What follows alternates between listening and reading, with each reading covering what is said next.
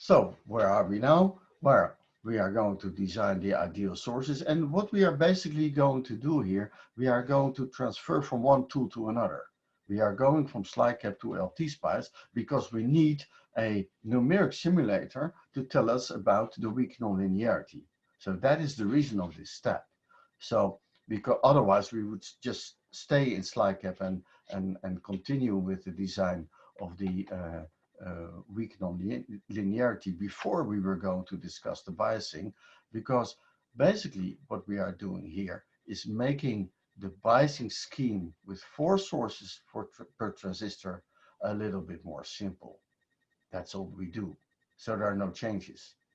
If there are current sources in parallel, we just add them. If there are voltage sources in series, we just add them and cancel them if possible, or we shift them to another place, which means there is no change at all of any behavior, which means this step is completely orthogonal to all the other steps. As soon as you are doing something and the behavior changed, then you have a problem, because then you modify, or you're in the wrong operating point maybe. Of course, this requires tracking between the models in SlideCap, where we simply say the current is so and so much, the width is so and so much, and the length is so and so much, and then it calculates from there the GM and the output resistance and the capacitances, and this is done with the EQV model. But LT-SPICE uses, for this CMOS aging process, bisim models. And these bisim models are different from the EQV models. And if the difference is too much, then you really would see a change in the behavior. So that is why it is important, before we start all this, to make a good mapping of this EQV model to the bisim model. We are now having one master student who is doing a 40 nanometer design, and who is one of the first thing that he's doing is making EQV models that really fit to the cadence results. So all the graphs will be more or less identical. Let's say 10 or 20% error isn't a big deal, but not a factor 2.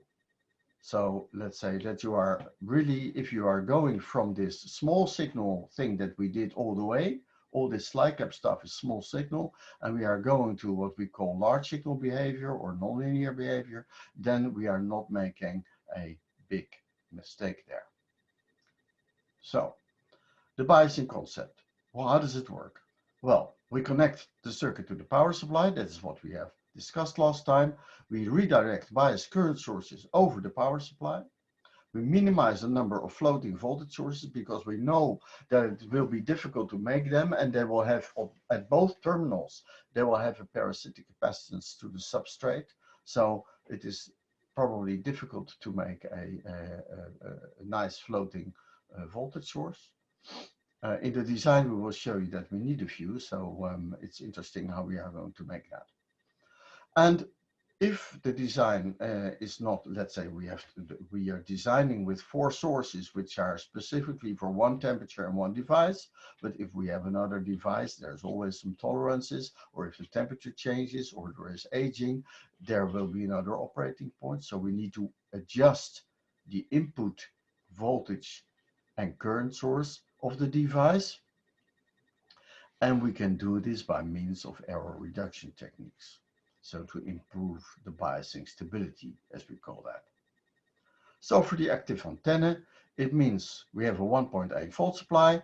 We redirect the current sources. We are going to use AC coupling because we are not interested in zero frequency, which means that we can, all temperature drift effect can be reduced by using AC coupling. And we are going to use overall negative feedback biasing to improve the stability of the biasing. Again, this solution that we selected with this inverting current amplifier in the loop is, for the biasing, definitely not the best solution. Also, your solution there with the differential pair probably will be much more simple, and will have a simpler bias solution and easier to make a stable bias solution. The temperature errors will be smaller. But we left it up to you. So I really hope that you will come up with a better performance amplifier than we did, because we did not select probably the best concept. But remember, it's nice to have the best concept, because then your competitor doesn't have it. But the first goal is to have a working thing. So that is important. We are not designing for the best possible solution always. No, we are continuously evaluating the best possible solutions of any topic, of any subject, let's say the noise or the drive capability, because we are interested in showstoppers. If we say, no, we cannot make it, then we want to be sure that we cannot make it. So that if the best solution cannot be made, then it cannot be made. But it doesn't mean that we need the best solution. Not at all. We need a solution that works according to the specification. That's what we do as engineers.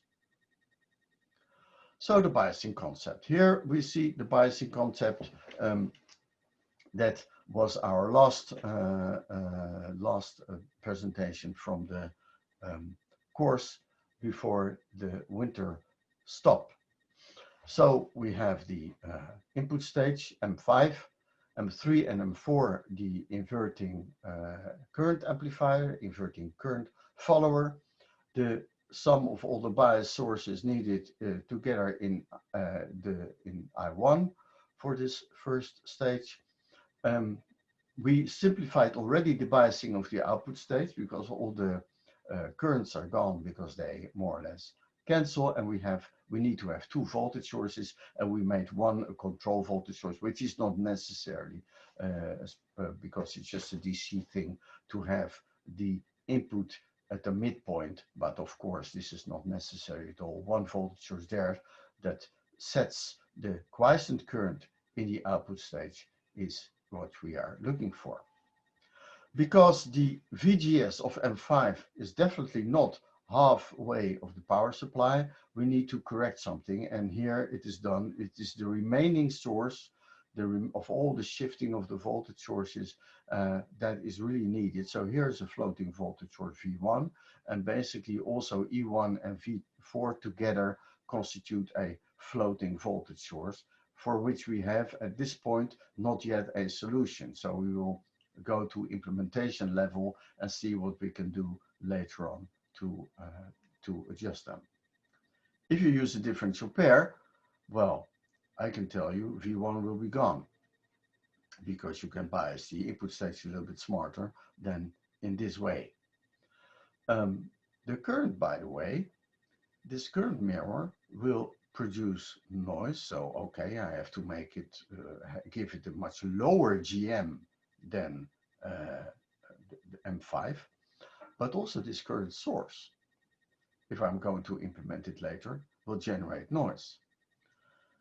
If I would make a differential pair, I would also need two transistors. I need probably one transistor later on to make a current source, and I also need two transistors, but one now will become active, and therefore the pole of the current mirror will then be changed in the whole stage in a pole 0 pair. So it will be probably also be easier for the high frequency behavior to work with a differential pair. But that is what we left up to you. You have the honors of making the best amplifier. So this is the biasing concept. There's nothing more to say about it, except for that we did a single supply. We did what we should have done. We redirected the current sources over the supply and combined them moreover. We did a C coupling. Well, at the antenna side, there's nothing new. It was already there. And at the output side, we added 100 nano here. I saw, by the way, in the simulation that the transistors didn't have the correct width, both transistors. And you see here that the antenna capacitance is not 5 PF, it's still 3 PF, and the feedback is 1.5 PF. So that means there's a little bit inconsistency in the design because the values are not what they needed to be.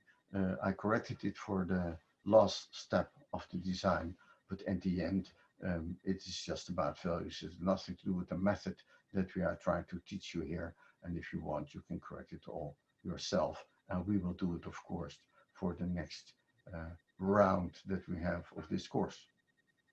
So we have remaining two, only 2 or 3, if you would consider E1. If you take it, you want to drive it from the middle, then we have 3 floating voltage sources.